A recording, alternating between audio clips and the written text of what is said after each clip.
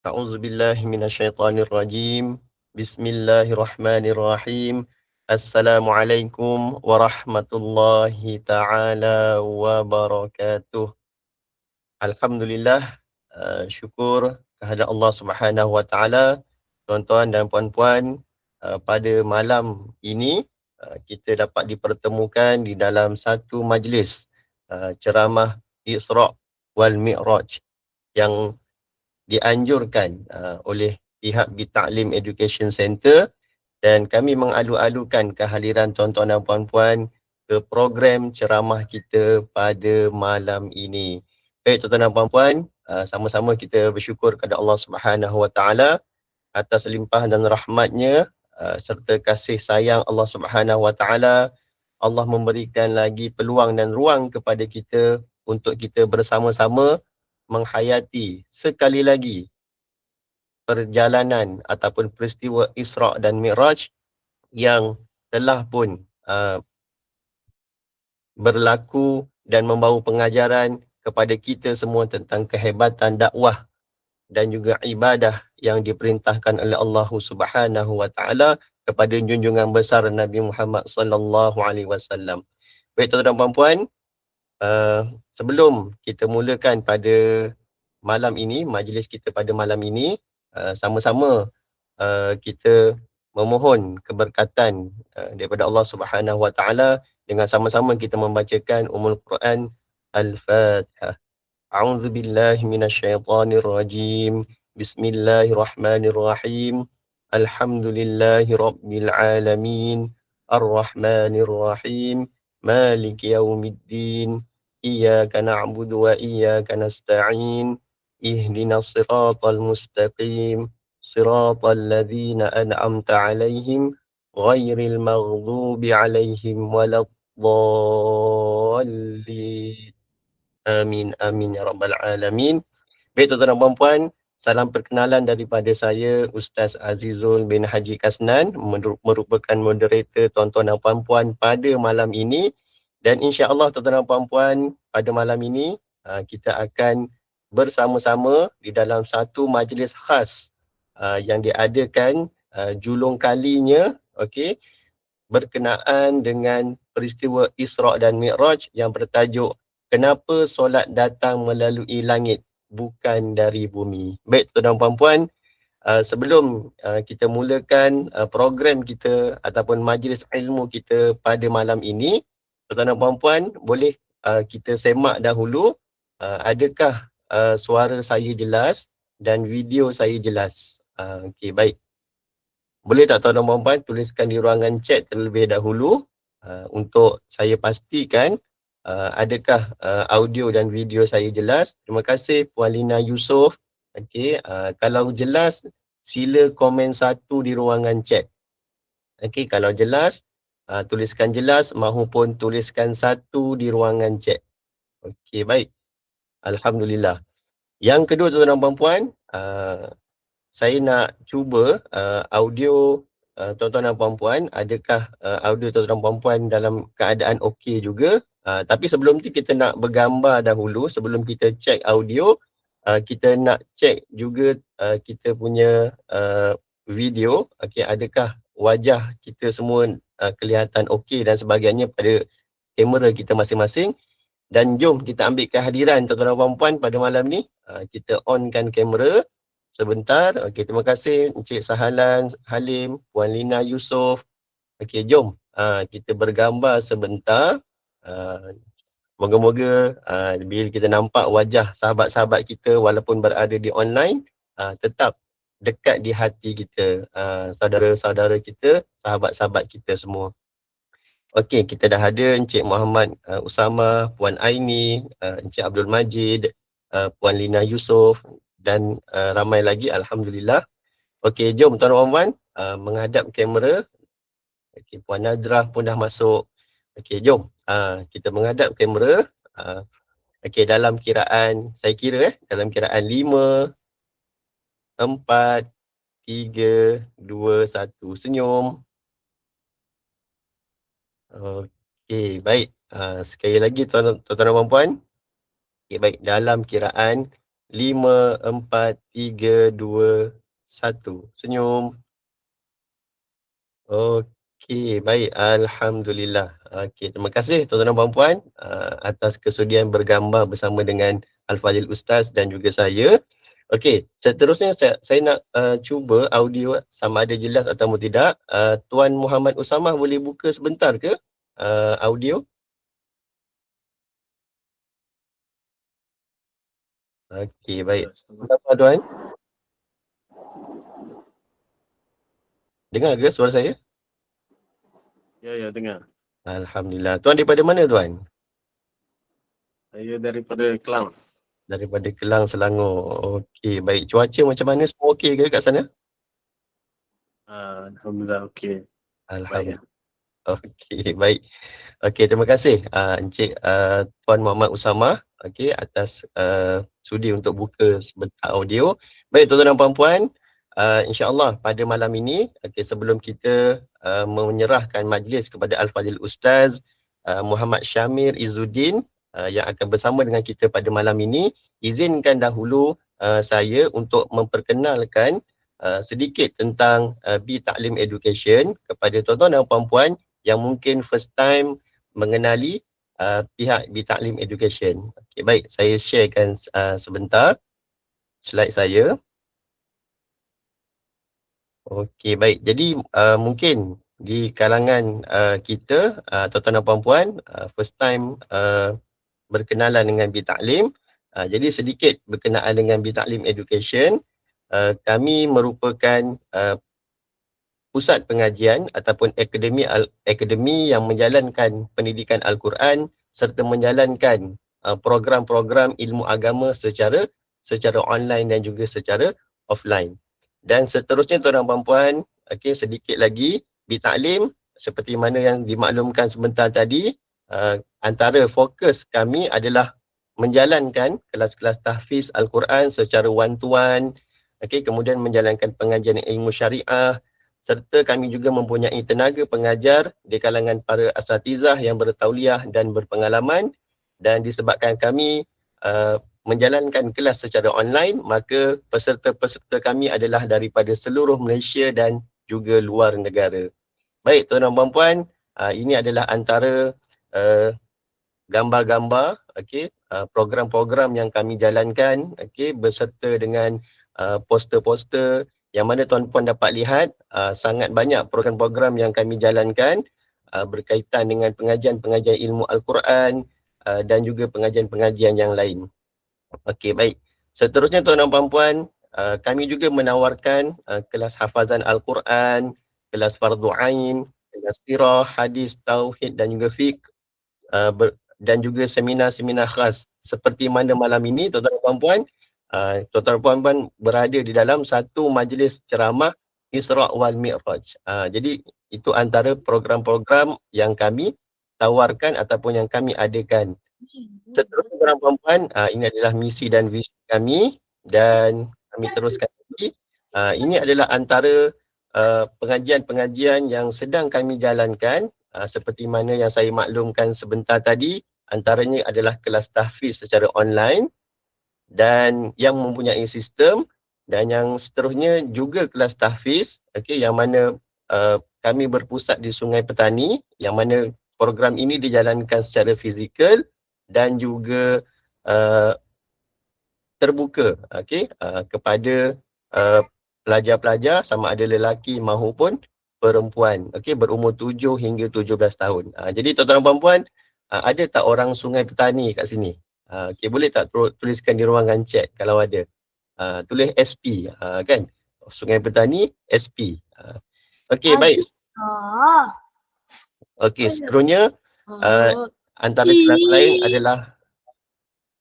adalah kelas fardu ain yang dijalankan oleh Ustaz Firdaus bin Ismail, antara yang sedang berjalan sekarang ini, dan banyak lagi kelas-kelas yang bakal dianjurkan pada sesi-sesi yang seterusnya. Baik tuan-tuan dan puan-puan, itulah tadi sedikit sebanyak berkenaan dengan program yang sedang dijalankan dan juga sedikit mengenai latar belakang di Ta'lim Education Center, insyaAllah. Okey, baik tuan-tuan dan puan. Adakah tuan-tuan dan puan sudah pun bersedia? Sila tuliskan 2 di ruangan chat untuk kami tahu tuan-tuan dan puan sudah pun bersedia. Okey, silakan. Andai kata tuan puan sudah bersedia, sila tuliskan 2.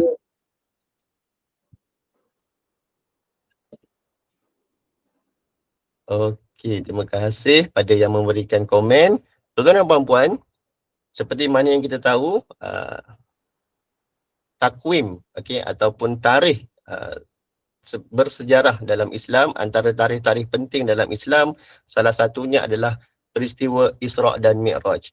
Jadi ini adalah merupakan program yang insya-Allah akan menceritakan kepada tuan-tuan dan puan-puan, okey, tentang apakah itu Isra' wal Mi'raj dan juga apakah peristiwa yang berlaku serta berkaitan dengan solat, berkaitan dengan ibadah yang Allah Subhanahu Wa Taala perintahkan kepada kita tentang solat. Jadi kalau dengar saja tajuk kita, kenapa solat datang melalui langit, bukan dari bumi. Jadi tuan-tuan dan puan-puan, walaupun tajuk ni tajuk yang sangat sangat menarik, sehingga kan tuan-puan mungkin banyak persoalan yang tuan-puan mahu tanyakan, tuan-puan boleh tanyakan di ruangan chat nanti insya-Allah sepanjang program ini berlangsung. Okey, baik tuan-tuan dan puan-puan, Al-Fadil Ustaz sebenarnya dah pun berada bersama dengan kita. Jadi izinkan saya sedikit untuk menerangkan sedikit tentang latar belakang Al-Fadil Ustaz Muhammad Syamir Izzuddin. Nama beliau adalah Ustaz Al-Fadil Ustaz Muhammad Syamir Izzuddin bin Zulkifli, okey, yang merupakan orang yang guru yang sangat hebat, okey, yang sangat berpengalaman dan sekarang beliau bertugas sebagai seorang pensyarah ataupun tenaga pengajar diploma kemahiran pengurusan mutawif umrah dan ziarah, okey, yang berpusat di UiTM Pulau Pinang. Okey, jadi antara kerjaya beliau sekarang adalah merupakan tenaga pengajar. Dan selain itu tuan-tuan dan puan-puan, banyak lagi pengalaman-pengalaman ataupun latar belakang Al-Fadil Ustaz. Kalau kita nak semak sedikit daripada latar belakang Akademi Al-Fadil Ustaz, Al-Fadil Ustaz merupakan graduan daripada Maktab Mahmud Al-Usta Kedah. Okey, kemudian menyambung pelajaran juga, okey, di Maktab Mahmud Pokok Senar Kedah. Okey, kemudian menyambung pengajian di Universiti Islam Madinah Al-Munawwarah, okey, dalam diploma bahasa Arab. Kemudian menyambung ijazah sarjana muda syariah juga di Universiti Islam Madinah Al-Munawwarah, serta menyambung pengajian beliau di Universiti Islam Sultan Abdul Halim Muazzam Shah, okey, dalam diploma kehakiman dan guaman syar'i. Baik tuan-tuan dan puan-puan, saya rasa kalau saya nak ceritakan latar belakang Ustaz sangatlah banyak. Jadi saya ringkaskan sebentar tadi untuk makluman tuan-tuan dan puan-puan. Okey, baik. Alhamdulillah kita dah ada 66 orang bersama dengan kita. Jadi insya-Allah sedikit tentatif kita pada malam ini. Yang pertama sekali kita akan bersama dengan Al-Fadil Ustaz, insya-Allah, okey, dalam masa yang diberikan, yang telah dimaklumkan pada Al-Fadil Ustaz. Kemudian kita akan teruskan, okey, dengan sedikit perkongsian daripada saya sendiri berkenaan dengan program-program yang akan dijalankan oleh pihak Ta'lim Education Center untuk akan datang. Okey, baik tuan-tuan dan puan-puan, saya rasa tuan-tuan dan puan-puan dah tak sabar dah, okey, dah pun solat Isyak dan sebagainya. Jadi dah tak sabar dah untuk bersama dengan Al-Fadil Ustaz kita pada malam ini. Saya nak menjemput terus, okey, Al-Fadil Ustaz untuk bersama dengan kita pada sesi yang seterusnya. Okey, Ustaz, apa khabar Ustaz? Alhamdulillah sihat. Alhamdulillah. Okey, baik. Ustaz bersiaran daripada mana Ustaz sekarang ni? Saya di Sungai Petani. Di Sungai Petani. Okey, baik. Mungkin kita punya lorat lain sikit lah. Sebab saya orang Perak. Okey, baik. Tapi kenalan baik lah dengan Al-Fadil Ustaz Muhammad Firdaus. Okey, baik. Jadi Ustaz, Saya rasa Ustaz, saya tak nak melengahkan masa untuk program kita pada malam ini. Tafadhal masykurah Ustaz untuk penyampaian Ustaz. A'udzu billahi minasyaitonir rajim. Bismillahirrahmanirrahim. Assalamualaikum warahmatullahi wabarakatuh. Innal hamdalillah nahmaduhu wa nasta'inuhu wa nastaghfiruh wa na'udzu billahi min shururi anfusina wa min sayyiati a'malina. May yahdihillahu fala mudilla lahu wa may yudlil fala hadiya lahu. Asyhadu an la ilaha illallah wahdahu la syarika lahu wa asyhadu anna sayyidana Muhammadan abdullahi wa rasuluh. Allahumma salli wa sallim ala sayyidina Muhammad wa ala alihi wa sahbihi ajma'in. Qala Allah Ta'ala fil Qur'anil Karim, a'udzu billahi minasy syaithanir rajim. Subhanalladzi asra bi'abdihi lailan minal masjidil haram ila al masjidil aqsa alladzi barakna hawlahu linuriyahu min ayatina innahu huwas sami'ul basir. وقال النبي صلى الله عليه وسلم أتيت بالبراق وهو دابة أبيض طويل فوق الحمار ودون البغل يضع حافره عند منتهى طرفه فركبته حتى أتيت بيت المقدس فربطته بالحلقة التي يربط به الأنبياء ثم خرجت المسجد فصليت فيه ركعتين فخرجت فجاءني جبريل عليه الصلاة والسلام بإناء من خمر وإناء من لبن ثم قال جبريل عليه الصلاة والسلام فاخترت الفطرة ثم عرج بنا إلى السماء أو كما قال. Alhamdulillah, pertama sekali kita panjatkan setinggi-tinggi kesyukuran kita kepada Allah Subhanahu wa taala kerana dengan taufik dan juga hidayah daripada Allah dapat sama-sama buat pertama kalinya kita bertemu untuk sama-sama kita menceritakan tentang satu kisah yang agung, satu kisah yang besar, iaitu peristiwa berjumpanya Nabi SAW dengan Allah Subhanahu wa taala. Mudah-mudahan dengan sedikit masa yang kita peruntukkan pada malam ini, mudah-mudahan Allah Ta'ala mengganjarkan kepada kita kefahaman dalam agama dan memberikan kepada kita semangat untuk lebih dekat dengan Nabi SAW dan semangat untuk kita melakukan ibadah-ibadah, terutamanya ibadah sembahyang 5 waktu insyaAllah.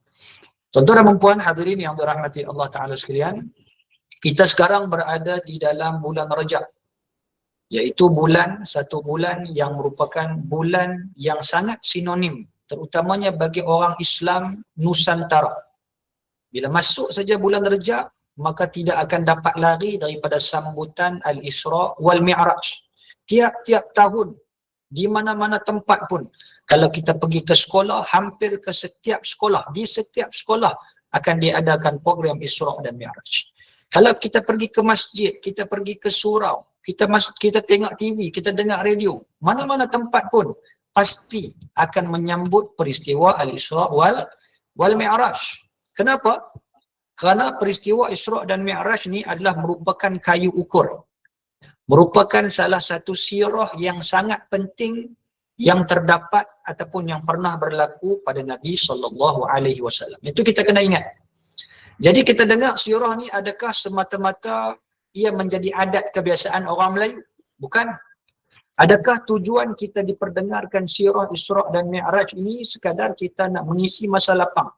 Di antara masa Maghrib dan juga Isyak kita tak tahu nak buat apa, kita dengarlah ceramah Isra dan Mi'raj. Bukan tujuan itu.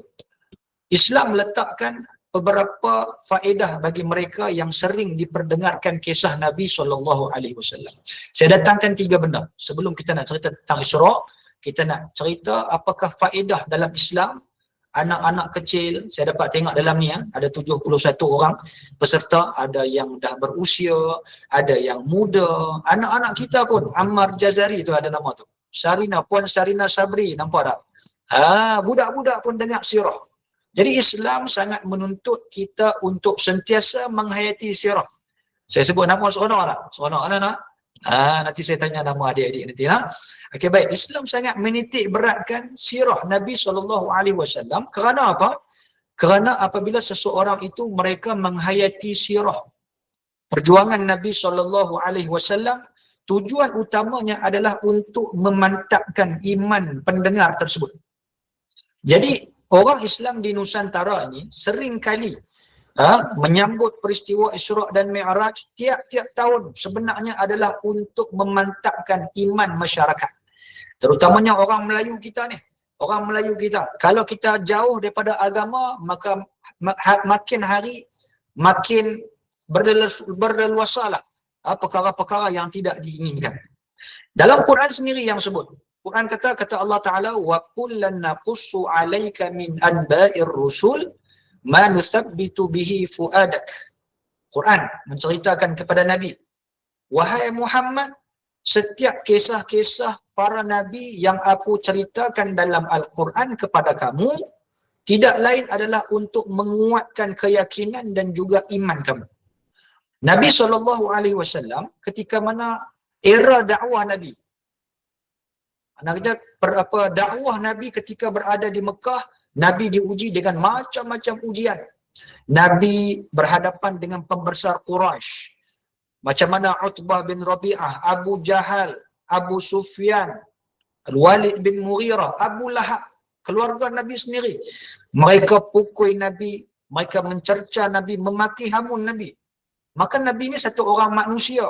Nabi satu orang manusia. Kadang-kadang Nabi ni dia perlu makan, dia juga perlu berehat. Nabi manusia dan dia juga kadang-kadang seronok dan kadang-kadang sedih. Ketika mana Nabi sedih, maka turun ayat menceritakan tentang kisah Nabi Musa alaihi salam. Untuk apa? Untuk dijadikan pedoman bagi Nabi bahawasanya Nabi tidak berseorangan dalam dakwah.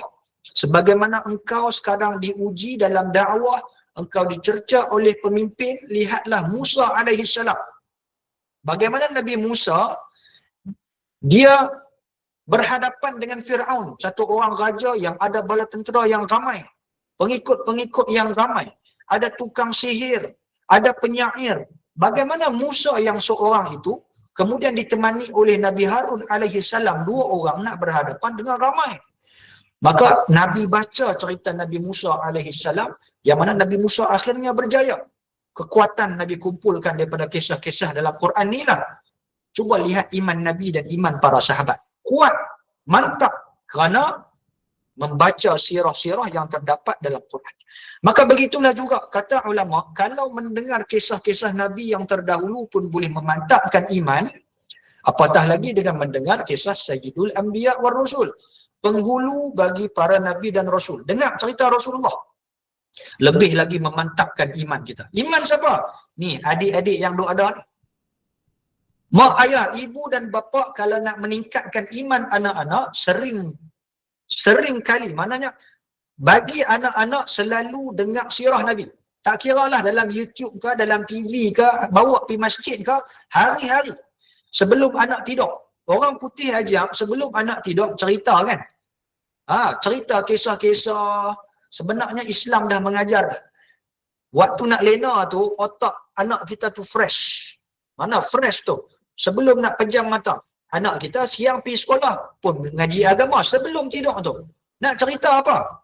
Nak cerita pasal cerita gergasi ke, Jack dan gergasi ke macam tu. Cerita Snow White macam tu. Yang tu orang putih. Kita cerita sirah Nabi sallallahu alaihi wasallam.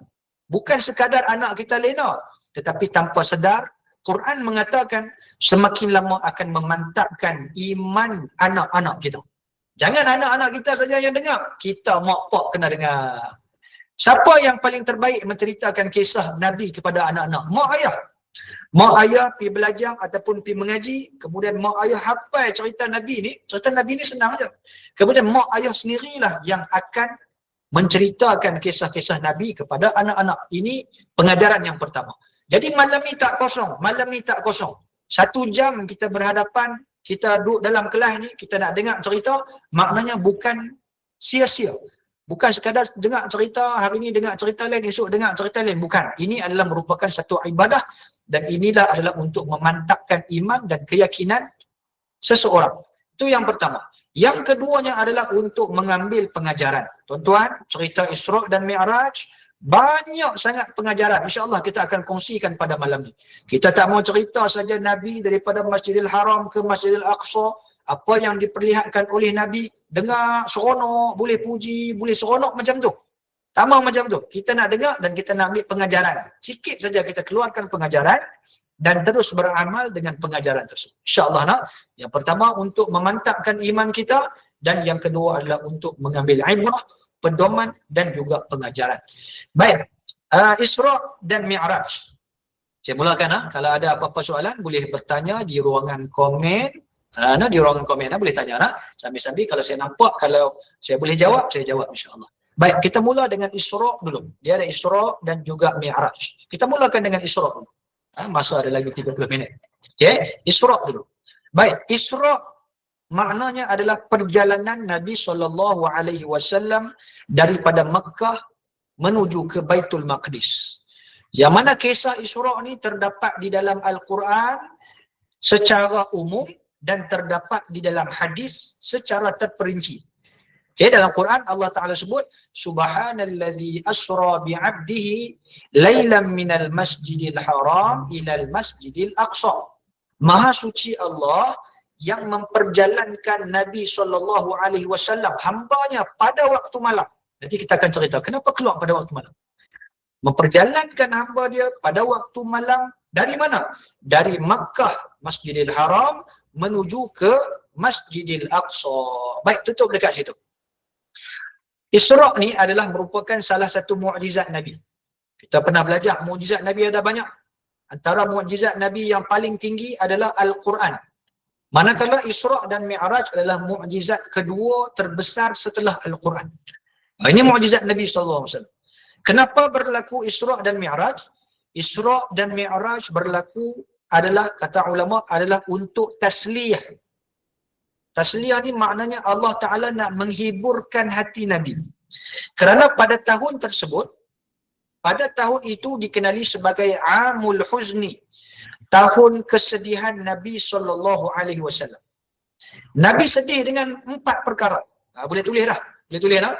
Ataupun siapa-siapa nak tulis nota di ruangan komen, boleh. Saja-saja tulis. Yang pertama kesedihan Nabi. Nabi diuji dengan 4 kesedihan yang besar. Ulama menyebutkan dalam kitab, 4 peristiwa yang berlaku ni menyebabkan Nabi berada di puncak kesedihan. Nabi ni satu orang manusia. Nabi sakit. Nabi rasa macam nak give up. Sebab apa? Sebab ujian Nabi yang terlalu berat. Ujian kita ni setakat ujian kita masuk bulan puasa, kita puasa dengan aman. Tu pun puasa daripada azan subuh sampai azan maghrib. Tu pun dah rasa teruk dah. Ujian semayang, kenapa lah Allah Ta'ala suruh semayang 5 waktu ni? Tak boleh ke satu waktu ya? Tuan-tuan dan puan, kalau satu waktu pun manusia tak akan semayang. Yang semayang ni adalah kerana iman. Okay? Nabi sedih. Kesedihan Nabi yang pertama, peristiwa yang pertama adalah Nabi apabila berada di Mekah, Nabi menjalankan dakwah, berlaku satu peristiwa orang Arab Quraisy, orang Arab Mekah yang tak beriman itu, kita panggil Arab Jahiliyah, mereka memboikot Nabi, keluarga Nabi dan orang Islam. Kita letak tajuk apa? Sekatan ekonomi. Mereka sekat. Jadi mereka duduk dalam satu bangunan namanya Darun Nadwah. Mereka membincangkan macam mana kita nak buat dekat Muhammad ni. Kita buat macam-macam dah dekat dia. Kita suruh cara baik, dia tak mau ikut. Kita gertak dia, kita ugut dia pun tak mau ikut. Lah ni kita bincang. Kata Abu Jahal dan juga Abu Lahab, apa kata kalau kita menyekat ekonomi orang Islam? Mana kita boikot orang Islam? Kalau orang Islam sakit, jangan bagi ubat dekat dia. Kalau orang Islam main kedai, maka jangan jual barang-barang dekat dia. Kalau orang Islam lapar, siapa pun diharamkan, dilarang untuk bagi makanan kepada rumah-rumah orang Islam. Selama 3 tahun, Masya Allah. Ni lah. Jadi siapa yang keluarkan perintah? Pemimpin Arab. Maknanya kalau kita ni Perdana Menteri lah. Menteri lah, Perdana Menteri, Raja. Kalau Perdana Menteri mengeluarkan perintah supaya menyekat ekonomi orang Islam, maka tak boleh. Siapa yang tolong orang Islam, maka dia kena tangkap, dikira bersalah. Selama 3 tahun. Nabi SAW rasa sangat duka cita. Kerana apa? Kalau kalian membenci Muhammad pun janganlah sampai melibatkan orang lain. Sampai disebut anak-anak kecil ada yang meninggal dunia kerana kebuluran dan kelaparan. Subhanallah. Kita puasa sebulan saja, tapi 3 tahun tak makan. Subhanallah. Sampai sahabat-sahabat ada yang makan kulit kayu, yang makan daun, rumput. Hinanya manusia, hinanya orang Islam di Mekah pada ketika tersebut. Itu kesedihan Nabi yang pertama.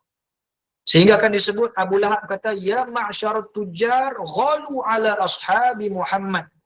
Wahai peniaga-peniaga di Mekah, kalau orang Islam dia mai kat kedai-kedai kamu, maka naikkan harga sehingga mereka menjadi papa kedana. Cuba bayangkan.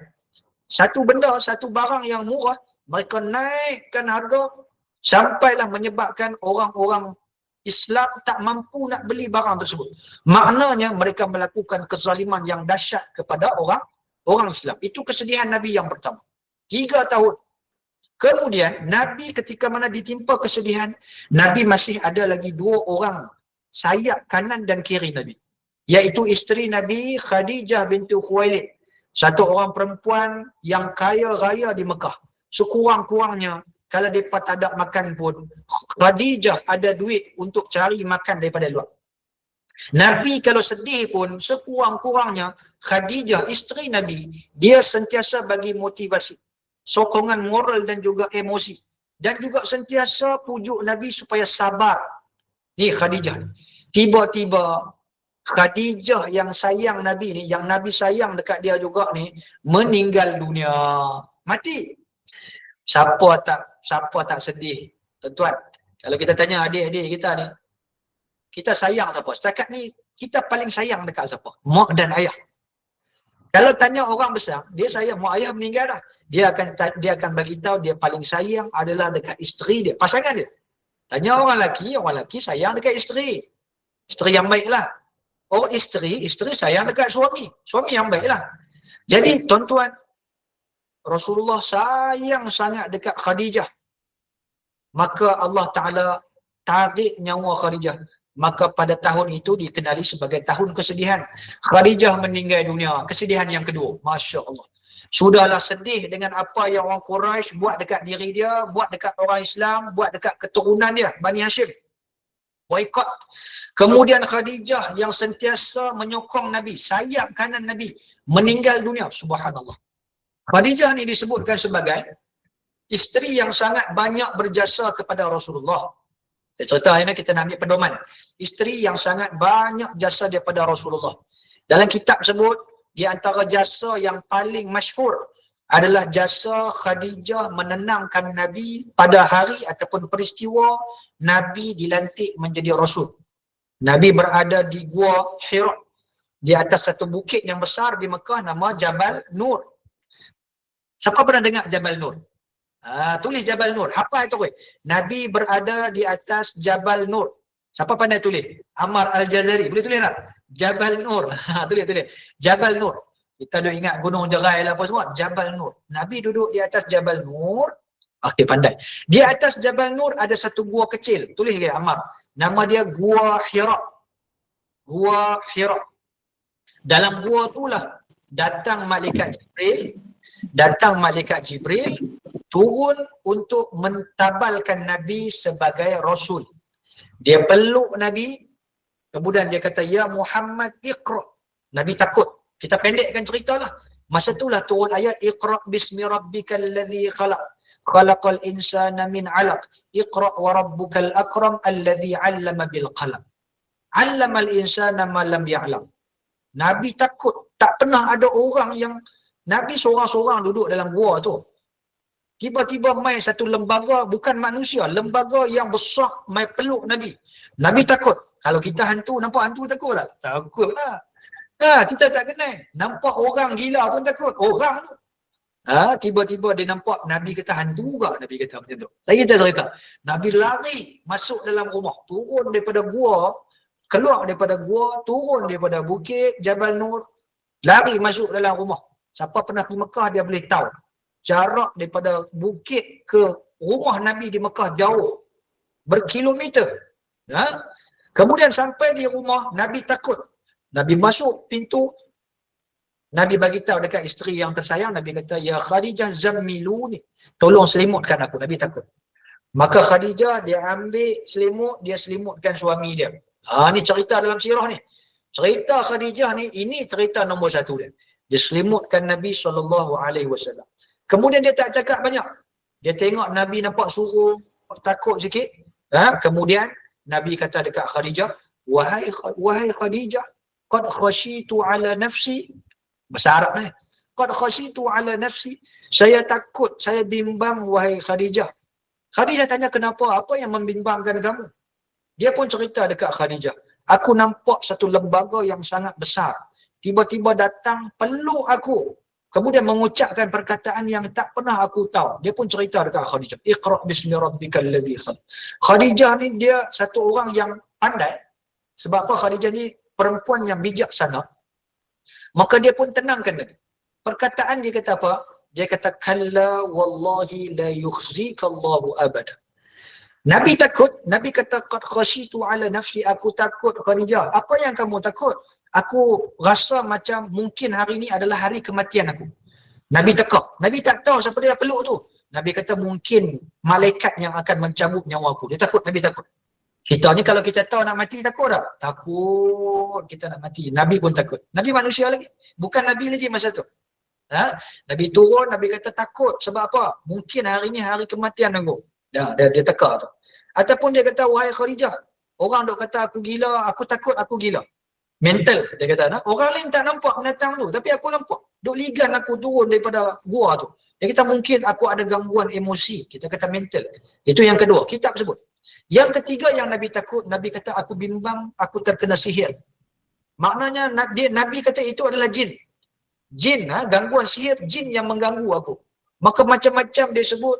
Khadijah terus potong. Khadijah kata, la yukhzikallahu abada. Wahai suami aku, engkau adalah orang yang baik. Engkau suka menghubungkan silaturrahim. Tak mungkin ada orang cemburu dengan kamu dan menyihir kamu. Engkau satu orang yang sentiasa membantu orang miskin. Engkau satu orang yang selalu berbaik dengan jiran-jiran. Dan engkau adalah Al-Amin. Engkau orang yang baik. Tak mungkin orang yang sebaik kamu, Allah Ta'ala akan mensia-siakan apa yang kamu buat. Terus Khadijah tenangkan Nabi, bagi-bagi motivasi dan sebagainya. Baik, pengajaran yang pertama. Pengajaran dulu, nak? Pengajaran yang pertama di sini. Sebelum berlakunya Isra' dan Mi'raj, maka tampil dulu kisah Khadijah. Bagaimana Khadijah ni, dia menunjukkan watak dia sebagai satu orang isteri yang baik. Tuan dan perempuan, isteri yang baik inilah yang di antara isteri yang disebut sebagai isteri yang akan bersama dengan suami dia dalam surga. Tuan dan perempuan, kebiasaannya kalau satu orang ni, satu orang kadang-kadang dia nak cari pasangan, manusia ni dia tengok pada 4 benda. Lima liha, wali hasabiha, wali jamaliha, wali diniha. Ada orang yang tengok pada kecantikan dia. Kita tengok betul ni. Kalau orang dah kahwin tak apa. Kalau orang tak kahwin lagi tu. Ada orang kadang-kadang dia suka pada kecantikan. Orang lelaki dia suka cari perempuan nak cantik. Orang perempuan suka cari orang lelaki yang handsome. Tak apa, tak ada masalah. Wali hasabiha, ada orang yang tengok keturunan. Kalau dia raja tak boleh kahwin orang biasa, tak boleh. Keturunan Syed ni tak boleh ke kahwin orang lain? Tak boleh. Kami keturunan dahsyat punya ni. Tak boleh. Orang baja, orang mana pun tak tahu ni. Tak boleh. Wali hasabiha. Wali jamaliha, wali diniha, wali maliha. Harta dia. Biasanya kalau nak kahwin, tengok harta. Wali diniha, Nabi kata. Fazfar bizatid din taribat yadak. Siapa nak bahagia? Maknanya bahagia macam Nabi je. Siapa yang nak dapat isteri yang solehah, nak bahagia macam Nabi, fazfar bizatid din taribat yadak. Cari orang yang ada agama dan akhlak dia baik. Okey, itu yang pertama. Maknanya akhlak di tangga nombor 1. Baik, Khadijah, selepas Khadijah menenangkan Nabi, maka Khadijah bawa Nabi SAW jumpa dengan satu orang alim di Mekah pada ketika tu. Nama dia Waraqah bin Naufal. Siapa boleh tolong tulis? Waraqah bin Naufal. Satu orang alim di Mekah. Orang yang beragama Nasrani yang menghafal kitab Taurat dan juga Injil. Maknanya kisah-kisah Nabi ni semua dalam kepala dia. Satu orang tua, satu orang buta yang menghafal Taurat dan Injil dan mampu menulis. Siapa tulis? Waraqah bin Nawfal. Pandai dia tulis. Amar Allahu Akbar. Waraqah bin Nawfal. Baik. Terima kasih. Alhamdulillah. Okey. Waraqah bin Nawfal, satu orang yang pernah menulis Injil dalam bahasa Ibrani. Masya Allah. Orang alim. Jadi Khadijah ni, dia bawa bertemu dengan orang yang tepat. Kalau kita ni jumpa bomoh sahih kata setan. Orang ni kena ganggu setan kan ni. Jumpa dengan orang yang tak tahu ilmu ni, maka mungkin dia akan bagi tahu dekat Nabi benda yang tak betul. Tapi Khadijah, satu orang yang bijaksana, dia bawa Nabi jumpa dengan orang yang alim dalam kitab agama samawi. Jumpa dengan Waraqah.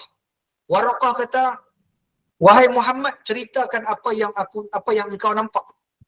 Ya, Waraqah bin Nawfal adalah sepupu Khadijah bintu Khuwailid. Dia panggil, dia kata ya ibna akhi hadithni. Dia kata wahai anak menakan ataupun anak wahai anak saudaraku, dia panggil. Ya ibna akhi hadithni. Asbirni, ceritakan apa yang kamu nampak. Maza tara, apa yang kamu nampak. Nabi pun cerita. Nabi cerita daripada awal sampai habis. Kemudian Waraqah tahu cerita ni. Sebab cerita ni ada tertulis dalam kitab-kitab. Dia kata, wahai Muhammad, dia kata, hadzal namus alladhi nazzalallahu ala Musa. Ini bukan jin, ini bukan sihir, ini bukan penyakit gila, tetapi ini adalah seorang malaikat utusan Allah yang pernah turun pada Nabi Musa alaihi salam. Dia turun bawa satu wahyu, bawa satu wahyu dan membawa agama. Wahai Muhammad, ketahuilah sesiapa yang melakukan ataupun sesiapa yang membawa agama sebagaimana agama Musa, maka kaum kamu akan mengusir kamu. Subhanallah. Kata Waraqah. Maka Nabi terkejut. Nabi kata, amukhriji, adakah kaum aku sendiri akan menghalau aku daripada Mekah? Waraqah kata, ya. Sampai satu saat nanti engkau akan diusir keluar daripada Mekah. Waraqah kata, in adrakani yaumuk. Kalaulah dipanjangkan usiaku untuk berada bersama dengan kamu, la ansurannaka nasran muazzara. Akulah orang yang pertama tampil menjadi pelindung kamu, wahai Muhammad. Tapi Waraqah tua sangat dah. Selang beberapa minggu, kata ulama, meninggal dunia. Apa yang penting, Nabi SAW tahu, kata dia Nabi, disebabkan apa? Jasa Khadijah. Khadijah ada dua jasa. Pertama, menenangkan Nabi dan juga membawa Nabi bertemu dengan orang yang tepat. Itu tiba-tiba Khadijah meninggal dunia. Nabi sayang, rindu sangat dekat Khadijah. Rindu ni sampai Khadijah meninggal pun. Nabi ada banyak isteri. Bila Khadijah meninggal, Nabi ada isteri nama Saudah dan juga Aisyah. Satu hari Nabi semayang, tiba-tiba Nabi dengar macam ada suara Khadijah dekat rumah Nabi. Rindu sangat ni. Anak Khadijah meninggal dah, Aisyah ada. Aisyah ni isteri Nabi lah, isteri nombor 3. Kita cerita pasal poligami tak mana, kita tak dengar tu.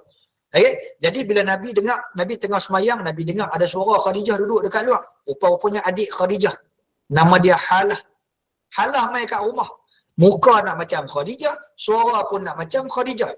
Masuk bagi salam. Nabi cepat-cepat semayang. Nak selesaikan semayang, Nabi tengok-tengok, lah bukan Khadijah, Halah. Aisyah tengok benda ni. Cemburu Aisyah. Aisyah marah dekat Nabi. Biasalah perempuan dengan perempuan cemburu tu biasalah. Kan?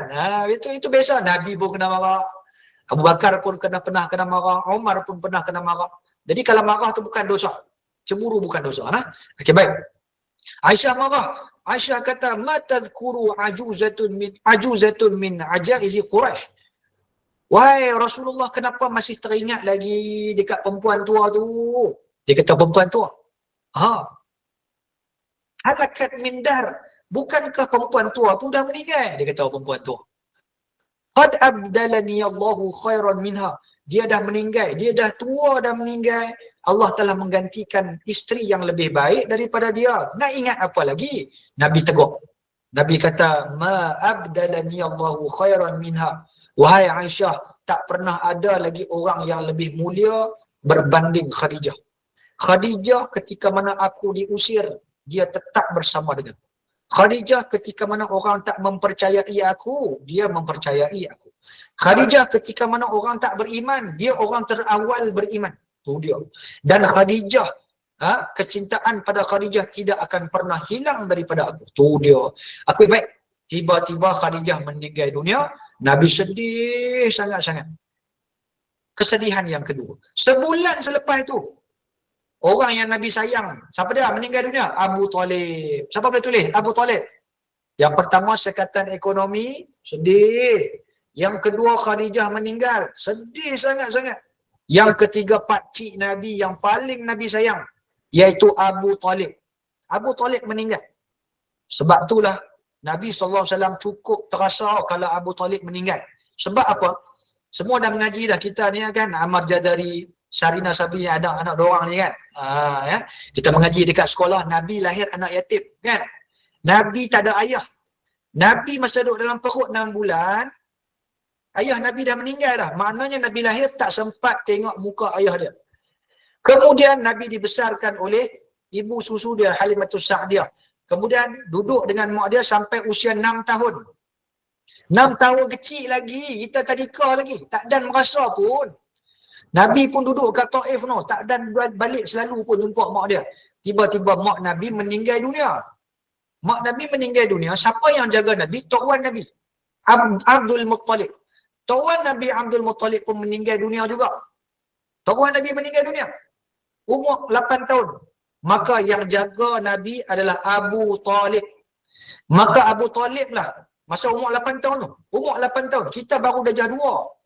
Kita kalau pergi sekolah, orang tanya siapa ayah kamu? Kita bagi tahu ayah saya sekian-sekian. Siapa nama mak kamu? Mak saya sekian-sekian. Tapi Nabi tak ada istilah tu. Abu Talib lah ayah dia, Abu Talib lah mak dia, Abu Talib lah tuan dia. Susah senang, lapak Nabi, semua bersama dengan Abu Talib. Abu Talib ketika mana Nabi jadi Rasul, Nabi dilantik menjadi Nabi, maka Abu Talib lah yang sentiasa menjaga Nabi. Abu Talib ni dia antara pembesar Quraisy juga. Dia antara orang yang dihormati, Abu Talib.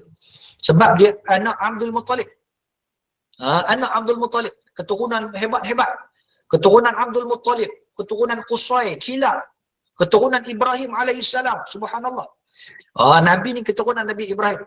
Maka Abu Talib ni apa saja yang berlaku pada Nabi, maka Nabi akan defend. Siapa pun tak boleh sentuh Nabi. Orang yang macam ni pun tiba-tiba Allah cabut nyawa dia. Nabi dah patah kaki. Kaki kanan Nabi pun dah hilang, Khadijah. Kaki kiri Nabi pun dah hilang, Abu Talib. Apa yang Nabi sedih? Nabi sedih bila waktu akhir Abu Talib mati tu, Nabi kata, "Ya am, wahai pakcik, qul la ilaha illallah kalimatun uhajju laka biha indallah." Wahai pakcik, ucap la ilaha illallah. Sebab Abu Talib tak beriman. Abu Talib tak mengucap lagi. Ucaplah la ilaha illallah. Mudah-mudahan dengan ucapan ini aku akan menjadikan hujah, akan menolong kamu di hadapan Allah. Dengan kalimah ini. Yang menduka citakannya Abu Jahal ada dekat sebelah. Abu Jahal pegang, marah dekat Abu Talib. Atarghabu an millati Abdul Muttalib. Kamu nak tinggal agama nenek moyang kamu, memalukan. Sejarah akan mengukir kamu telah meninggalkan agama kita selama-lamanya. Bergangguan tu. Akhirnya sebelum meninggal, Abu Talib kata, ala millati Abdul Muttalib. Aku kekal dengan agama Abdul Muttalib dan meninggal dunia. Menangis Nabi. Kerana apa? Kerana dia mengharapkan Abu Talib itu meninggal dalam keadaan beriman. Tak sempat beriman, tiba-tiba meninggal dunia. Okey. Ada khilaf. Ada pendapat kata Abu Talib menyembunyikan iman. Dia beriman dalam keadaan sembunyi-sembunyi. Maknanya depan Abu Jahal dia tak mengucap. Tetapi perbuatan dia tu menunjukkan dia orang yang beriman. Ini pandangan yang kedua. Saya lebih cenderung dengan pandangan yang kedua. Pandangan yang saya katakan tadi, Abu Talib meninggal dalam keadaan tidak beriman, ini pandangan sahih. Hadis sahih. Dan cerita yang paling sahih. Cuma ada khilaf. Khilaf yang kata Abu Talib beriman secara sembunyi-sembunyi. Sebab apa? Sebab terang-terang dia mempertahankan Nabi. Dia suruh anak dia semua beriman dengan Nabi. Ali bin Abi Talib, Abbas bin Abdul Muttalib, semuanya beriman. Ini dalil kata dia beriman. Saya lebih cenderung kepada pandangan yang kedua. Kita berbaik sangka dengan Abu Talib, orang yang nombor satu mempertahankan Nabi. Baik.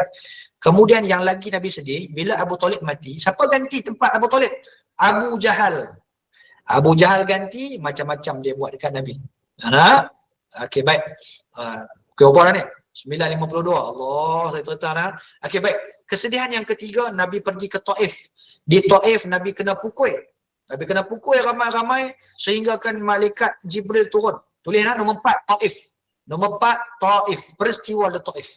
Bila Khadijah dah tak ada, Abu Talib pun tak ada, maka Abu Jahal dengan kaum dia yang lain dah berani. Sehingga kan mereka nak usir Nabi, mereka nak penjarakan Nabi, dan ada dah pandangan yang nak membunuh Nabi. Taif, okey, cukup 4.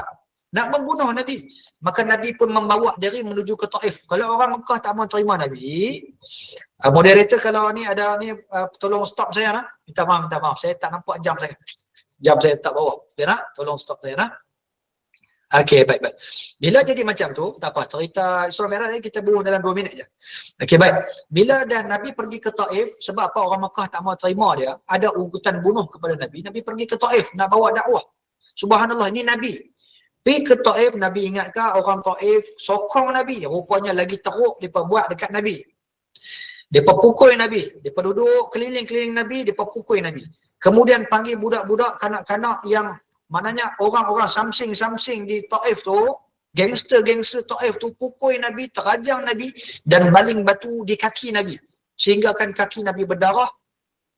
Berdarah ni, darah memenuhi capal Nabi. Selipar Nabi penuh darah.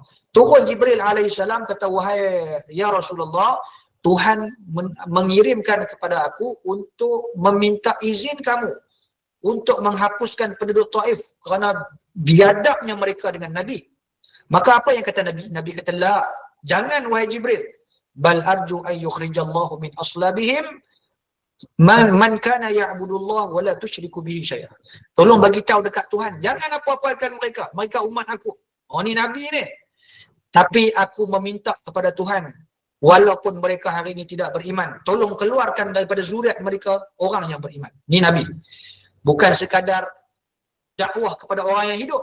Orang yang belum hidup lagi Nabi dah doa dah. Subhanallah. Sama pun kita. Kita Nabi pernah sebut, wa syauqah ila ikhwani. Nabi kata, rindunya aku kepada saudara-saudaraku yang aku rindukan. Sahabat seronok. Sahabat kata, tanya Nabi, awalasna ikhwanaka ya Rasulullah. Kamikah saudara yang dirindukan itu? Nabi kata, la. Nabi kata, antum ashabi. Engkau adalah sahabat aku yang masih hidup. Sahabat tanya, siapakah saudara yang engkau rindukan wahai Muhammad, wahai Rasulullah? Nabi kata, mereka yang beriman setelah kewafatanku. Tu dia. Maknanya Nabi rindu dekat kita lama dah. Nabi rindu dekat kita. Seronok dah. Seronok. Nabi rindukan semua ni. Semua yang ada dalam ni. Ataupun yang tak ada dalam ni. Semua Nabi rindu. Maknanya cepat-cepat mati jumpa Nabi. Seronok dah. Kita mati nanti seronok jumpa Nabi. Ayah kita mati jangan. Jangan sedih sangat. Sedih lah. Tapi jangan sedih. Jangan keterlaluan sedih. Kerana sudah sampai masa dia untuk bertemu Allah dan Rasul dia. Seronok. Kita ni kalau rindu Nabi sangat, sekurang-kurangnya mimpi Nabi sekurang-kurangnya lah. Kalau tak mimpi Nabi, tanda kita sayang dekat Nabi, baca sirah Nabi. Cuba jadi akhlak macam Nabi. Jadi pendakwah, cita-cita jadi pendakwah macam Nabi. Maksud dia macam tu. Okey, baik. Kemudian bila 4 kesedihan ni, Nabi ni dah duka cita sangat-sangat ni, malam tu Nabi duduk di Mekah, Nabi tidur, Nabi lena. Tiba-tiba turun satu orang malaikat, Jibril alaihissalam bersama dengan 2 malaikat yang lain. Turun, Jibril, Mikail, Israfil. Siapa yang rasa nak tulis. Jibril, Mikail, Israfil. Turun. Bawa Nabi duduk dekat sekitar Kaabah. Nama dia Hijr Ismail.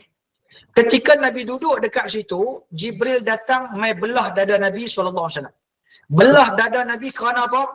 Nak mengeluarkan jantung Nabi dan membersihkan kotoran yang ada dalam hati. Baik, pengajaran.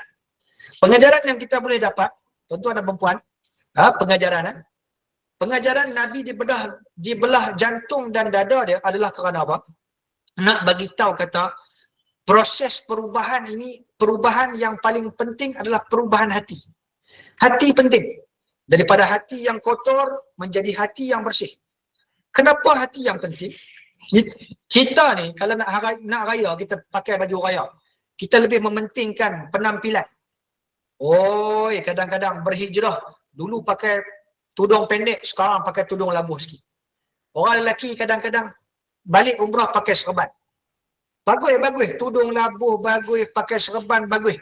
Tetapi perubahan yang paling penting adalah berubah hatinya. Berubah hati. Hati jadi baik. Nah, kerana hati ini adalah orang Arab kata al-qalbu malikun. Hati ini umpama raja yang mengarahkan wal a'dha'u junuduh, dan anggota badan itu adalah seperti rakyat jelata dan juga tentera. Raja bila dia arahkan tentera dan rakyat, kalau raja baik, rakyat dia pun baik. Kalau raja jahat, rakyat dia pun jahat. Macam tu juga hati. Kena ubah hati. Kena ubah hati. Kalau hati kita baik, maka lidah kita baik. Maknanya kita akan bercakap benda baik. Kalau hati tak baik ni, Allahumma salli ala Muhammad, macam mana cakap pun akan cakap tak elok. Sebab hati tak elok. Mana ada orang tiba-tiba cakap tak elok, kita tahu dia ni memang mulut dia memang mulut macam tu, tapi hati dia baik. Tak betul. Mulut dia macam tu sebab hati dia pun tak baik. Sama juga dengan perbuatan. Dia malas nak semayang, tak mau baca Quran, suka pukul orang. Kaki dia jalan, tak mau pergi masjid, dia banyak pergi tempat-tempat tak elok. Tangan daripada sedekah, dia banyak mencuri lagi daripada bersedekah. Dia buat benda tak elok. Mata sepatutnya tengok Quran, tengok benda elok, dia tengok benda tak elok. Telinga sepatutnya dengar benda yang elok, dia dengar benda tak elok. Siapa yang memandu benda tu? Hati. Maka hati, Allah Ta'ala nak sebut dalam cerita ni, hati tempat yang paling utama untuk kita ubah. Okey, baik. Kemudian dibasuh, dicuci hati Nabi SAW, kemudian dibawa satu kenderaan, nama dia Burak. Boleh tulis nak? Burak. Satu binatang tunggangan warna putih. Hadis yang saya bacakan tadi, tawilun fawqal himar dunal baghl. Saiz dia ataupun bentuk dia lebih besar sikit daripada himar dan kecil sikit daripada baghal. Itulah Burak. Yada'u hafirahu 'inda muntaha tarfih. Sekali dia berjalan, maka kelajuan dia, kecepatan dia sejauh mata memandang. Masya Allah. Laju. Okey, laju. Maka berlakulah Isra, iaitu Nabi daripada Masjidil Haram ke Masjidil Aqsa. Okey, pengajaran yang kedua. Nabi sedang berada dalam masalah. Siapa-siapa ada masalah, okey, Islam mengajarkan kena keluar daripada masalah. Keluar daripada masalah. Dengan cara yang macam mana? Kena keluar, cari ketenangan. Nabi SAW dikeluarkan daripada rumah dia untuk mencari ketenangan. Kita pun kalau kita belajar, banyak-banyak belajar, kita jadi stres. Keluar ke tempat yang tenang. Tempat yang tenang. Kita tengok gunung ganang, tenang. Angin, tenang. Kita dengar bunyi ombak, tenang. Kita tengok warna kehijauan, tenang. Kemudian kita pergi ke tempat yang sejuk, tenang. Cari ketenangan yang sunyi. Okey. Kemudian Nabi Isra dan juga Mi'raj, Nabi bertemu dengan para Nabi. Istilah kita, orang kita ni, kalau kita nak selesaikan masalah kita jumpa kawan-kawan yang soleh. Kawan-kawan yang baik. Kita ada masalah. Kita sendiri tak mampu nak selesaikan masalah tu, kita keluar jumpa dengan kawan-kawan yang baik. Untuk apa? Untuk mendapat pandangan-pandangan yang baik dan juga sokongan emosi. Nabi pun macam tu. Tuhan ajak kita macam tu. Jangan terus dibiarkan ataupun berada dalam masalah. Kerana akan tambah masalah, manusia tu akan jadi apa dah? Manusia tu akan jadi sedih dan juga putus asa. Jumpa kawan-kawan, Nabi keluar cari ketenangan, Nabi jumpa para Nabi, cari sahabat-sahabat yang baik. Okey? Dan Nabi juga dalam peristiwa Mi'raj, Nabi jumpa Nabi Ibrahim alaihissalam. Nabi jumpa Nabi Ibrahim. Langit yang pertama jumpa Nabi Adam. Langit yang kedua jumpa Nabi Isa dan Nabi Yahya. Langit yang ketiga jumpa Nabi Yusuf. Langit yang keempat jumpa Nabi Idris. Langit yang kelima jumpa Nabi Harun. Yang keenam jumpa Nabi Musa. Langit yang ketujuh tinggi jumpa Nabi Ibrahim. Siapa Nabi Ibrahim? Tuan moyang Nabi. Macam kita juga kalau kita ada masalah ni, adik-adik yang ada ni, suami isteri yang ada ni, kok lah. Bukan selalu bahagia kan, kadang-kadang ada masalah, balik rumah, balik kampung, bahasa kita istilahnya balik kampung, jumpa ayah, jumpa mak, untuk apa? Mengadu masalah. untuk mengadu masalah, untuk dapatkan pandangan daripada Tok Wan ataupun mak ayah.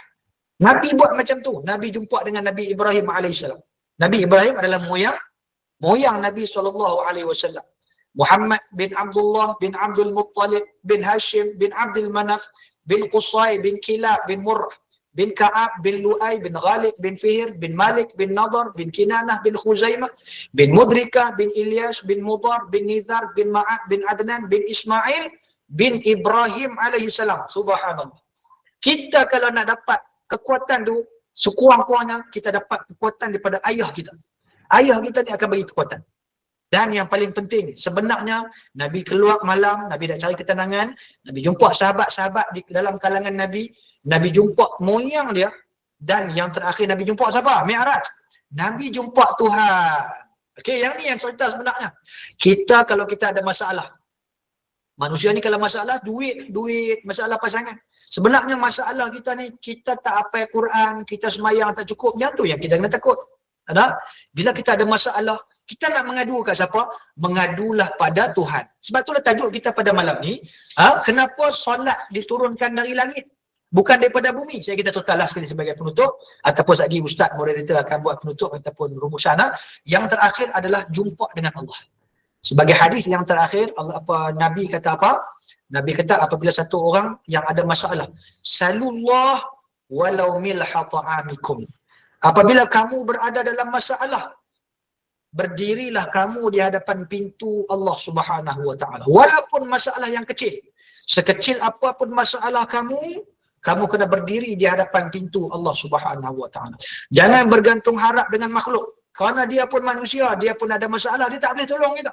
Yang boleh tolong kita siapa dia? Allah. Anak kita payah ni, tak dengar cakap. Suruh sembahyang tak dengar cakap, ya Allah. Malam bangun minta dekat Allah. Ya Allah, anak aku, kau lembutkanlah hati anak aku. Rabbi ja'alni muqimas salati. Ini doa Nabi Ibrahim. Rabbi ja'alni muqimas salati wa min dzurriyyati. Ya Allah, jadikanlah aku golongan yang orang yang jaga sembahyang. Begitu juga dengan anak-anak. Doa pada Allah Taala. Sebab siapa yang cipta anak kita? Allah. Kita anak tu bukan milik kita, anak tu milik Allah. Kita minta agar manusia tak akan dapat. Bawa mailah motivator banyak mana pun hanya menyumbang beberapa peratus sahaja. Tapi kalau kita direct kepada Allah, Allah. Semua daripada Allah. Dan dia datang daripada Allah, kemudian dia akan kembali pada Allah. Dia baik tu daripada Allah. Wallahu khalaqakum wa ma taf'alun. Allah menciptakan kamu dan perangai kamu. Begitu juga anak, Allah menciptakan anak kita dan Allah Ta'ala dah letak dah perangai masing-masing. Minta dekat Allah Ta'ala. Okey, baik. Yang terakhirnya Isra' dan juga Mi'raj. Isra' daripada Mekah ke Madinah, ke Masjidil Aqsa. Nabi semayang 2 rakaat. Kemudian Nabi didatangkan air, susu dan juga arak. Nabi minum susu. Kemudian Nabi naik Mi'raj. Jumpa dengan Nabi-Nabi, kemudian jumpa dengan Allah Ta'ala. Dipendekkan cerita, Allah Ta'ala hadiahkan kepada Nabi SAW sembahyang 5 waktu. Saya menjawab persoalan, kenapakah solat datang melalui langit, bukan daripada bumi? Sebenarnya bukan nak cerita pasal langit dan bumi. Langit ni, kalau dalam agama, kalau kita sebut, langit ni istilah kemuliaan. Apa yang dia nak abang? Nak bagi tahu kata dalam banyak-banyak amalan, semua amalan turun daripada wahyu, turun ke bumi ni perantaraan Jibril. Semua penting. Tetapi satu-satunya amalan yang Allah Ta'ala suruh Nabi pergi naik jumpa sendiri dekat langit.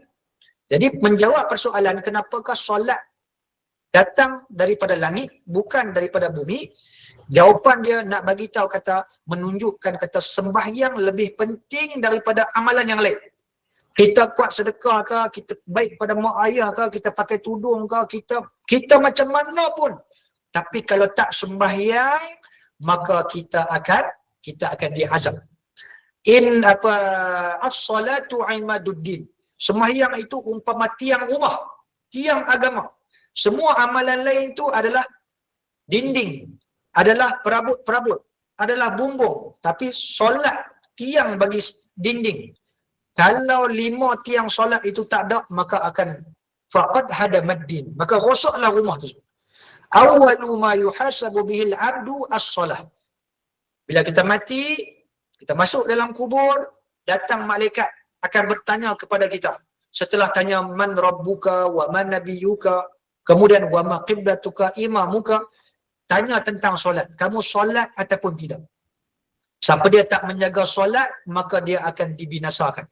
Banyak mana amalan pun, pi umrah banyak kali, pi haji dah 3 kali, sedekah hari-hari tapi tak semayang, maka dia kena azab. Hafal Quran 30 juzuk tapi tak sembahyang, lagi kena laknat. Menunjukkan apa dia? Solat ini satu benda yang paling mulia.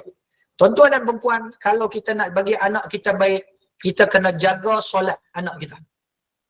Usia berapa tahun kita kena khotan? Berapa? 7 ke 10? 10 tahun. 7 tahun dah kena suruh dah hari-hari sembahyang. Jangan khotan lagi. Tapi kalau ayah jenis garang, tak apa nak khotan tu, tak masalah. Sebab apa? Sebab sayang.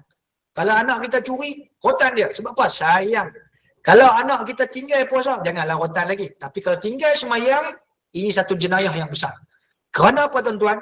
Sejak daripada 7 tahun kalau kita khotan, 10 tahun tak payah khotan dah. Sebab dia tahu. Ayah kita main masuk rumah dah sembahyang dah lagi abang, tak sembahyang lagi. Kena khotan. Tapi bila hari-hari kena khotan, ayah kita balik-balik sembahyang dah. Pakat dah tengok depan TV ni. Tengok TV apa lama sangat ni. Semayang lagi, semua dah semayang sebab takut dengan ayah. Esok-esok dia besar nanti dia akan semayang sendiri. Tuan-tuan, inna solata tanha 'anil fahsya'i wal munkar. Semayang itu dapat mengubah diri seseorang itu daripada melakukan perkara tak baik dan juga mungkar. Hari ni ramai orang no. Kalau kita tengok orang Melayu, jangan tengok bangsa lain orang Melayu. Berpeleseran, tak berpeleseran.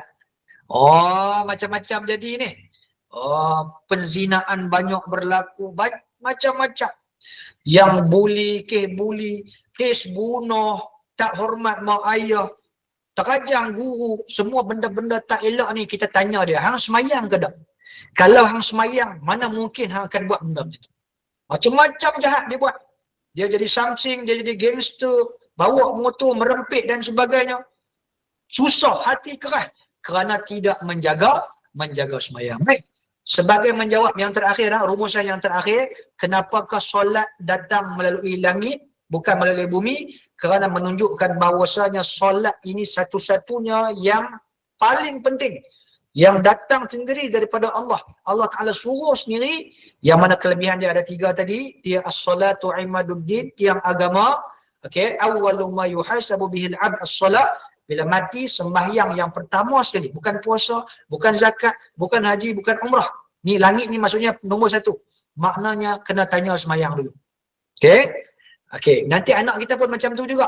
Bila balik mengaji SPM, jangan tanya berapa A, tanya sembahyang tak? Sembahyang. Berapa A dapat? Macam tu. Tanya akhirat dulu baru minum. Dan sembahyang ni adalah apa? Tanha 'anil fahsya' wal munkar. Menghalang diri seseorang itu daripada melakukan kemungkaran. Jadi insyaAllah cukup setakat tu insyaAllah. Mudah-mudahan dengan sedikit sebanyak menjawab persoalan ataupun merangkumi, merumuskan ceramah kita pada hari ini insyaAllah. Jadi insyaAllah saya serahkan semula kepada Ustaz moderator insyaAllah. InsyaAllah ada soalan tu Ustaz, kalau boleh Ustaz tolong. Wallahualam. Assalamualaikum. Waalaikumsalam warahmatullahi taala wabarakatuh. Baik, terima kasih kepada Al-Fadhil Ustaz atas perkongsian yang disampaikan sebentar tadi. Tiba-tiba ada soalan Ustaz di hujung ni. Baik. Jadi ada satu soalan dekat sini. Jadi kita ambil masa sedikit. Mungkin kalau Al-Fadhil Ustaz sempat untuk menjawab soalan kita pada hari ini. Bagaimana nak menggantikan solat orang yang terdekat yang telah meninggal dunia yang kita tak tahu cukupkah solatnya? Ustaz, ini berkaitan dengan fiqh Ustaz. Tak apa ke kalau ambil masa Ustaz, tak apa macam ni. Ustaz, Ustaz teruskan dengan Ustaz, saya jawab. Siapa ada soalan saya jawab di ruangan komen boleh? Boleh Ustaz. Baik, alhamdulillah. Baik tuan-tuan dan puan-puan, itulah tadi perkongsian daripada Al-Fadhil Ustaz yang sangat bersemangat, yang nak memberikan kita satu peringatan, satu pengajaran berkaitan dengan peristiwa Isra' dan Mi'raj. Jadi alhamdulillah, syukur sangat pada malam ni Al-Fadhil Ustaz dapat berkongsi dengan kita, bercerita tentang Isra' dan Mi'raj, dan kaitkan dengan kehidupan kita sekarang yang penuh dengan cabaran-cabaran, yang penuh dengan dugaan-dugaan, Dan insya-Allah dan adik-adik yang berada di dalam majlis pada hari ini, moga-moga adik-adik mendapat pengajaran yang sangat banyak dan dapat memastikan adik-adik jaga solat, okey, adik-beradik, ahli keluarga semua, okey, untuk kita sama-sama bertemu dengan Allah Subhanahu Wa Taala nanti dalam ibadah solat kita yang terbaik insya-Allah. Dan mungkin di hujung ni Ustaz, mungkin kita sambil-sambil Ustaz nak menjawab soalan tu. Okay. Jadi mungkin kita minta juga tuan-tuan dan puan-puan boleh tak tuliskan satu perkara ataupun satu point apa perasaan tuan-tuan dan puan-puan terhadap kecintaan tuan-tuan dan puan-puan kepada Nabi Muhammad sallallahu alaihi wasallam berdasarkan kepada peristiwa Isra dan Mi'raj yang disampaikan. Okey, tuan-tuan dan puan-puan, tuliskan di ruangan chat satu perkara yang memberi kesan okey dalam hati tuan-tuan dan puan-puan pada malam ini. Silakan tuan-tuan dan puan-puan. Satu perkara, ringkas sahaja pun tak jadi masalah. Apa satu perkara yang tuan-puan paling terasa lah, okey, paling seronok, okey, dapat daripada perkongsian ustaz pada malam ini. Okey, silakan. Okey, baik.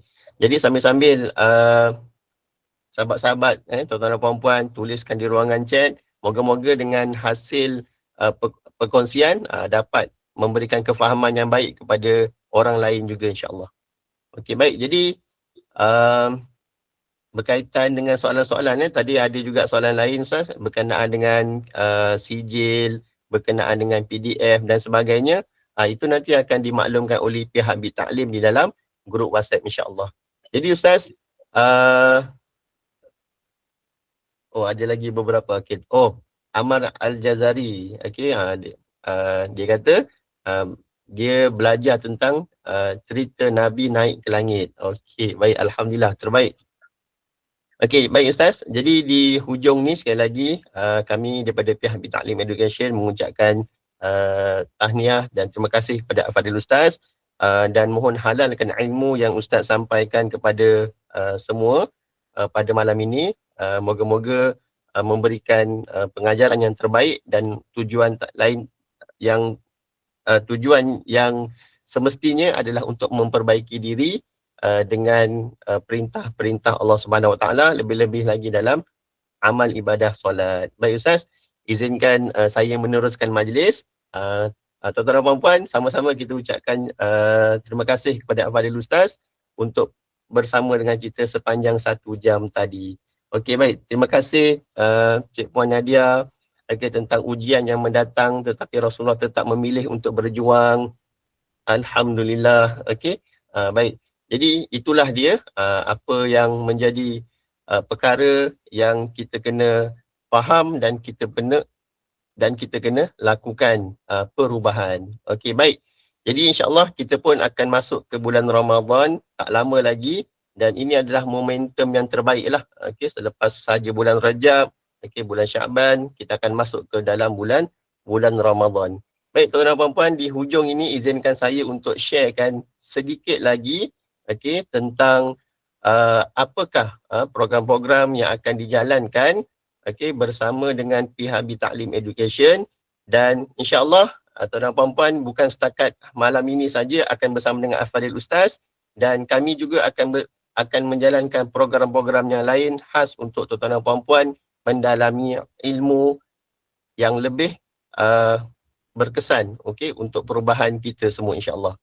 Okey, baik tuan-tuan dan puan-puan, ini adalah merupakan perkongsian daripada pihak Bit Taklim Education yang mana tuan-tuan dan puan-puan pada minggu hadapan tuan-tuan dan puan-puan kita ada beberapa program yang telah disusun khas untuk tuan-tuan dan puan-puan, iaitu yang pertama pada 24 Januari 2026 jam 9 malam seperti hari ini, okey, pada 24 Januari nanti kita akan ada satu webinar tentang tadabbur. Masing-masing nak masuk bulan Ramadan, ada satu perkara yang menjadi amalan yang terbaik untuk kita lakukan di bulan Ramadan, tak lain tak bukan adalah untuk kita mentadabbur ayat Al-Quran. Jadi kita akan adakan satu webinar secara percuma, iaitu kenapa perlu tadabbur surah Al-Mulk. Baik. Jadi program ini akan dijalankan secara percuma pada 24 Januari yang akan disampaikan oleh Al-Fadil Ustaz Arif Mahdi. Okey. Jadi tuan-tuan dan puan-puan, sebentar lagi kami akan berikan link WhatsApp untuk tuan-puan masuk ke dalam grup-grup WhatsApp tersebut khas untuk webinar-webinar yang saya kongsikan pada malam ini. Baik, ini adalah program yang pertama. Kita akan lihat kepada program yang kedua. Tadi program tadabbur. Okey, sekarang kita nak lihat kepada program berkenaan dengan ilmu perubatan Islam. Okey, tuan-tuan dan puan-puan, jadi sebagai langkah untuk kita melindungi diri dan keluarga kita, kami nak jemput tuan-tuan dan puan-puan untuk hadir ke program webinar percuma berkaitan dengan ilmu perubatan Islam, iaitu langkah pertama melindungi diri dan keluarga. Pada bila? Pada 25 Januari 2026. Minggu hadapan juga, tuan-tuan dan puan-puan. Okey, baik. Jadi kami jemput tuan-tuan dan puan-puan untuk hadir bersama dengan keluarga. Untuk program ini akan disampaikan oleh penceramah kita, Al-Fadil Ustaz Saiful Nizam. Okey, Ustaz Saiful Nizam akan bersama dengan kita untuk webinar tersebut. Jadi sama juga tuan-tuan dan puan-puan, sebentar lagi tuan-tuan dan puan terus klik link yang diberikan di dalam grup WhatsApp untuk tuan-puan berada di dalam grup berkenaan dengan makluman-makluman webinar tersebut. Dan seterusnya yang ketiga, ini cerita tentang Ramadan pula. Cerita tentang Ramadan. Okey, kita akan memasuki bulan Ramadan, jadi kami bawakan satu webinar percuma untuk tuan-tuan dan puan-puan yang bertajuk puasa bukan berkenaan dengan soal tahan lapar, tetapi berkaitan dengan soal memahami hukum. Baik. Jadi program ini khas untuk bercerita tentang soal berkaitan dengan ibadah berpuasa, insya-Allah. Okey, yang akan disampaikan oleh Al-Fadil Ustaz Dr. Zubair, pada 2 Februari 2026. Okey. Baik. Sama juga waktunya pada waktu malam jam 9 malam. Jadi tuan-puan terus klik link yang diberikan di dalam grup WhatsApp untuk tuan-puan dapat info-info berkaitan dengan link dan sebagainya. Kami akan kongsikan di sana. Jadi program ini percuma, tuan-puan boleh ajak seisi keluarga. Kalau malam ni kita ada Amar Al-Jazari, kita ada Encik Abdul Majid, kita ada ramai lagi dekat sini. Kita harapkan tuan-puan dapat ajak lebih ramai lagi untuk join webinar-webinar percuma yang kita adakan tadi. Boleh tuan-tuan dan puan-puan? Setakat ni jelas ke? Dengan 3 program yang diadakan? Okey. Baik. Seterusnya tuan-tuan dan puan-puan, insya-Allah kami mengharapkan kepada tuan-puan yang dah bersama program pada malam ini untuk mendaftar segera di dalam program-program yang disebutkan tadi. Mudah sahaja tuan-puan hanya masuk ke dalam link, tekan link dan masuk ke dalam grup WhatsApp untuk dapatkan info-info tersebut. Boleh tuan-tuan dan puan-puan? InsyaAllah. Jadi sama-sama kita doakan agar tuan-puan dapat hadir bersama dengan sepenuh hati bersama dengan keluarga untuk kita menambah baik amal ibadah kita, insya-Allah. Dan yang terakhir tuan-tuan dan puan-puan, pada malam ini kami juga menyampaikan hajat kepada tuan-tuan dan puan-puan untuk kami mengadakan program-program yang lebih baik. Dalam masa yang sama, kami juga sedang berusaha untuk membuka bangunan tahfiz baharu agar lebih ramai anak-anak dapat belajar dan menghafal Al-Quran dalam suasana yang selesa. Jadi tuan-tuan dan puan-puan, sumbangan ini selain daripada pembangunan yang disebutkan tadi, kami juga mengharapkan tuan-tuan dan puan-puan untuk sama-sama kita membantu pengajian-pengajian Islam melalui platform Bitaklim, yang mana tuan-puan sebahagian daripada sumbangan tersebut adalah untuk kos operasi, kelas-kelas fizikal dan online serta gerak kerja sepanjang tahun 2026, termasuklah penganjuran ceramah dan program Islamik yang percuma untuk masyarakat seperti malam ini. Tuan-tuan dan puan-puan, jadi inilah ruang dan peluang untuk kita sama-sama menyumbang, menyumbang daripada sudut sedikit harta, masa dan tenaga, okey, bersama dengan pihak Bitaklim Education untuk kita sama-sama membentuk komuniti yang sentiasa dahagakan ilmu, insya-Allah. Jadi tuan dan puan-puan, boleh screenshot. Okey, kalau tak sempat, saya cadangkan untuk tuan-puan terus screenshot sahaja dahulu QR di sini, dan juga boleh terus ke akaun Maybank kami, Bitaklim Education, pada nombor yang tertera. Jadi semoga infak yang tuan-puan keluarkan dapatlah kami menjalankan program-program yang lebih bermanfaat dan juga program-program yang lebih banyak lagi untuk tuan-tuan dan puan-puan. Baik, alhamdulillah. Jadi saya rasa untuk program malam ni kita berjaya, okey, untuk sama-sama kita memahami tentang Isra' dan Mi'raj dan seterusnya tentang program-program yang akan datang. Baik, alhamdulillah, sekali lagi sama-sama kita mengucapkan syukur pada Allah Subhanahu Wa Taala atas nikmat iman dan Islam, juga peluang dan ruang yang kita ada pada malam ni untuk kita bersama-sama di dalam program berkaitan dengan Isra' wal Mi'raj. Alhamdulillah. Okey, baik, terima kasih Puan Zurinah Zainal Abidin, okey, kepada Puan Aini Ismail, Puan Halimatun, Puan Liz Marli, okey, Puan Kamariah, alhamdulillah. Okey, dan juga kepada adik-adik kita, adik Sarina, okey, adik Amal Al-Jazari. Okey, terima kasih kerana bersama dengan pihak Bitaklim pada malam ini. Baik, tuan-tuan dan puan-puan, sebarang persoalan ataupun pertanyaan tuan-tuan dan puan-puan akan kami bantu untuk berikan penerangan yang lebih banyak di dalam grup WhatsApp yang tuan-puan berada sekarang. Baik, tuan-tuan dan puan-puan, sekali lagi kami juga dah letakkan link untuk sumbangan di dalam grup tersebut. Jadi mudah sahaja tuan-puan boleh sumbangkan seberapa yang mampu, okey, untuk pergerakan dakwah pihak Bitaklim Education. Baik, saya pun dah check dah dalam grup, ada ketiga-tiga link grup WhatsApp kita. Boleh tak tuan-tuan dan puan-puan buat satu tindakan pada malam ini, bantu saya untuk bantu tuan-tuan dan puan-puan klik link yang disediakan. Klik link yang disediakan, iaitu klik link grup WhatsApp tersebut. Siapa yang dah tekan boleh tak komen satu. Siapa yang dah join ke tiga-tiga grup itu ataupun salah satu grup tu, boleh tak tuan-puan komen satu. Okey. Baik, terima kasih Tuan Nasrul Iman, tindakan yang pantas, okey, untuk mempelajari ilmu, itu tandanya tuan-puan serius, okey, dalam memperbaiki kehidupan, insya-Allah. Okey, Puan Fariza, Puan Halimatun, Puan Mazumi, okey. Baik, dan juga jangan lupa untuk war-warkan juga, okey, kepada sahabat-sahabat kita yang lain, ahli keluarga kita yang lain, okey, untuk bersama dengan kita. Alright. Okey, baik tuan-tuan dan puan-puan. Jadi setakat ini,